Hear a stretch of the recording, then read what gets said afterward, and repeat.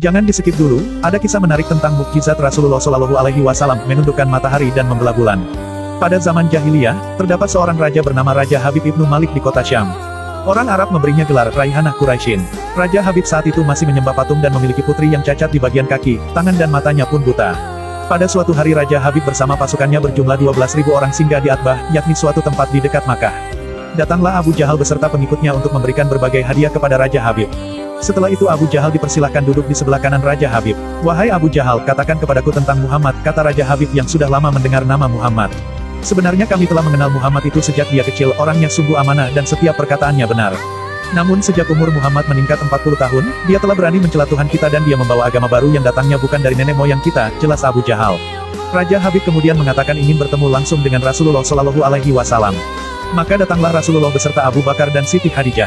Wajah Rasulullah Shallallahu Alaihi Wasallam saat itu terlihat memancarkan cahaya yang suci. "Wahai Muhammad, kamu pun tahu bahwa setiap nabi itu ada mukjizatnya, jadi apakah mukjizat kamu itu?" tanya Raja Habib. "Katakan saja apa yang kamu kehendaki," tutur Rasulullah Shallallahu Alaihi Wasallam. "Aku ingin matahari itu terbenam dan bulan pula hendak turun ke bumi dan kemudian terbelah menjadi dua, setengah bagian bulan itu kemudian masuk di bajumu dan sebagian keluar melalui lengan bajumu yang kanan. Setelah itu bulan hendaklah berkumpul menjadi satu di atas kepalamu dan bersaksi atasmu, kemudian bulan itu kembali ke langit. Sesudah itu hendaklah matahari yang tenggelam muncul kembali," pintanya. "Apakah kamu mau beriman kepadaku setelah aku melakukan segala apa yang kamu kehendaki?"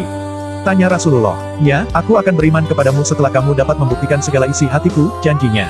Rasulullah Shallallahu Alaihi Wasallam pun keluar lalu pergi mendaki gunung Abi Kubais, kemudian baginda mengerjakan salat 2 rakaat lalu berdoa kepada Allah Subhanahu wa Ta'ala. Setelah berdoa maka turunlah malaikat Jibril bersama 12.000 malaikat yang memegang panah di tangan mereka.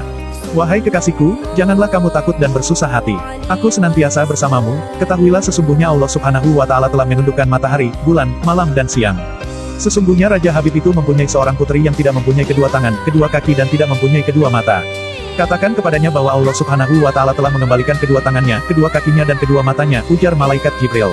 Setelah itu, Rasulullah Shallallahu Alaihi Wasallam turun dari gunung Abi Kubais dengan rasa tenang. Dengan disaksikan Raja Habib, matahari mulai berlari cepat tenggelam dan hari pun menjadi gelap gulita.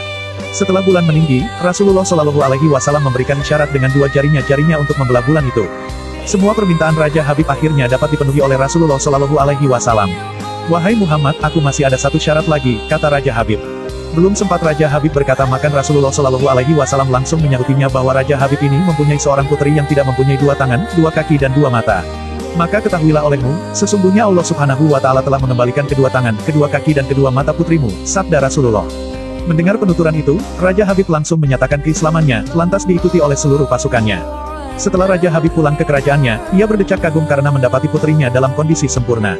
Putrinya yang semula cacat maka saat itu juga bisa sembuh total seperti sedia kala. Itulah mukjizat baginda Nabi Muhammad Shallallahu Alaihi Wasallam. Karena itu, kita punya kewajiban menjadi teladan untuk sesuatu yang indah dan baik yang teladannya bersumber dari Nabi Muhammad Shallallahu Alaihi Wasallam. Sebagai umat kita patut meneladani Rasul. Sebagai syahidan, kita harus menampilkan yang terbaik karena menjadi teladan umat yang lain.